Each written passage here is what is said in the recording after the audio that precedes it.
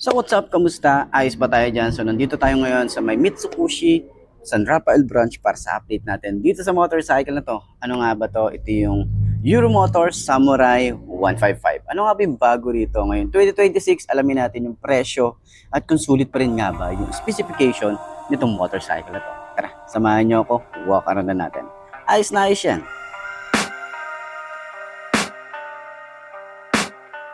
I can hear the demons call when they do what they do. And now I feel like taking off, find a place with a view. The pain is never gonna stop if it's controlling you. I know that time can heal it all, I just gotta get through. I just gotta get through, I just gotta get through. Cause I feel like taking off, find a place with a view. The pain is never gonna stop if it's controlling you. I know that time can heal it all, I just gotta get through. Sometimes I feel like all is lost, but I know it's not true. I wanna put up all my walls cause I'm not in the mood. But then I cut myself off from the rest of the room. I know that time can heal it all if you're patient and soon it can all be worth it, all the searching. Pain is never really permanent, but damn it hurts, man. I could feel all of the turbulence and it's concerning. I've been searching for a purpose, I hope it's worth it.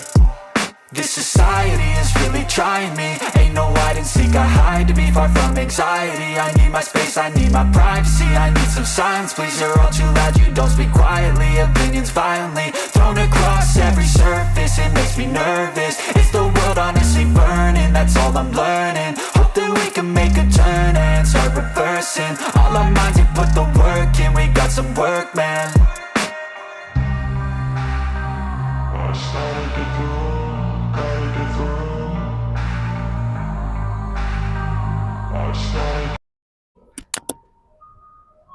So ayun na nga mga best no, ngayon 2026. Siyempre available pa rin nga po dito ang Euromotors Samurai 155. Ito ay naka water cooling.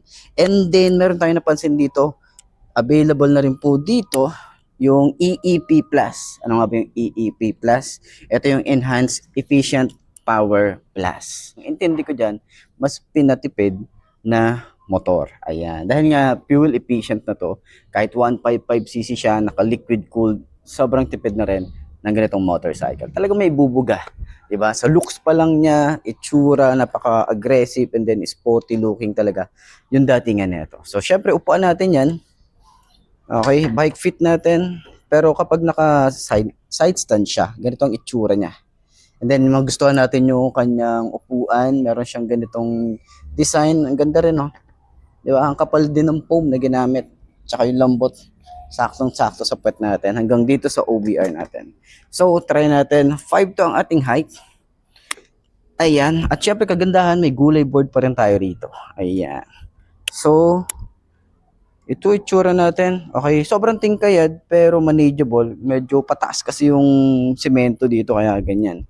So, kagandahan din, meron na rin tayo rito ang side stand kill switch. Yung kanyang turning radius, malawak din. Ayan, konti na lang oh.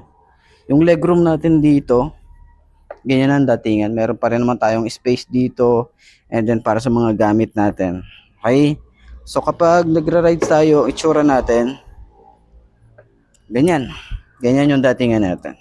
Ayan, yung legroom, meron pa rin tayong space sa paa. Tapos try natin yung itsura natin kapag tayo naman ang OBR. Okay, tingnan natin. Ganyan ang itsura natin kapag OBR. Nice, 'di ba? Tapos ang lambot din ng upuan. Yung pa yung nagustuhan din natin dito. So, ayun, tatingin nyo, sulit nga ba ang presyo and then yung specification nitong motorcycle na to. Ano pa hinihintay nyo ngayon? 2026, bagong motorcycle. Baka ito na. Diba? Ayos yan. Center stand. Okay. Magaan din siyang center stand. Smooth na smooth lang. Ayos.